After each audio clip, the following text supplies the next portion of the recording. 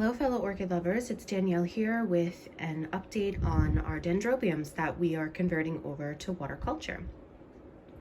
So we had 2 orchids, I believe, in this group. I was trying to remember if there was another one, but I don't think that there is. You'll see there's a fair amount of algae in the glass. These orchids are due to be watered. They're actually overdue to be watered. There's been a lot going on in my world lately. So I've been a little remiss with the algae. And actually, this is a good opportunity to discuss the algae. A lot of you have asked me how I feel about it. I don't get panicked about it. The only time that I really intercede is if I see that it's kind of taking over the orchid's environment, and then I will really do a thorough job cleaning the roots and the glass pebbles. But typically I'll take the orchid out, just swish some hot water around those pebbles. Excuse me, it's early in the morning. Swish some water around those pebbles and then dump it out, and do that a couple times and it gets rid of most of the algae. If it's algae on their roots, I just rinse them really good under warm water. If that doesn't work, like my Rhynchostylus and my Vanda, they get pretty attached to those nice chunky roots.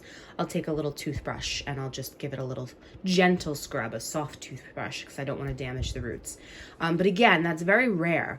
Typically, I just kind of let the algae, coexist. But if I see it taking over, then I will intercede. Like, this doesn't bother me. This will clean right out. So the first one we're going to look at is the Farmeri. Nothing really to report other than more root growth. No new growths yet, but lots and lots of roots. So she's transitioning really well. I do see some, I don't think this is the blooming season for the Farmeri, but I could be wrong. I do see some signs of some nodes swelling, but that doesn't necessarily mean that she's going to bloom. Because again, I don't think that this is its blooming season. But she's doing really good. She's got a lot of really healthy, nice roots. She's staying well hydrated. No new growths, like I said, but all signs are pointing to that she's making the transition really well. She was very close to the window, and so I do have some damage on the tips because a few of them did touch the window. And orchid leaves are very sensitive to changes in temperature, especially heat. And this is a very bright window, so. But if that's the only thing that's happening to her, we're good.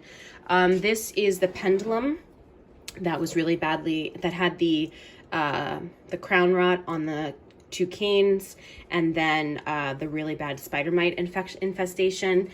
Again, she's alive. This is actually what you see the leaves on is a keiki that grew off of one of the older canes. No signs of any new growths at the base, but again, I don't think it's really time for that. The last time I unpotted her, she did have some new roots, so she is doing better with that.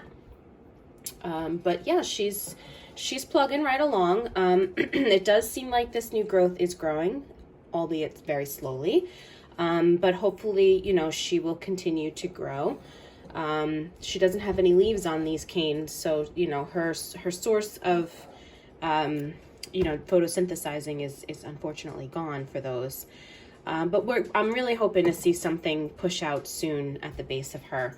I did move her back into the grow room because it is a better environment for the orchids. I can control the humidity, I can control the heat. It has gotten very cold up here. It's supposed to go down into the 30s the next couple of nights.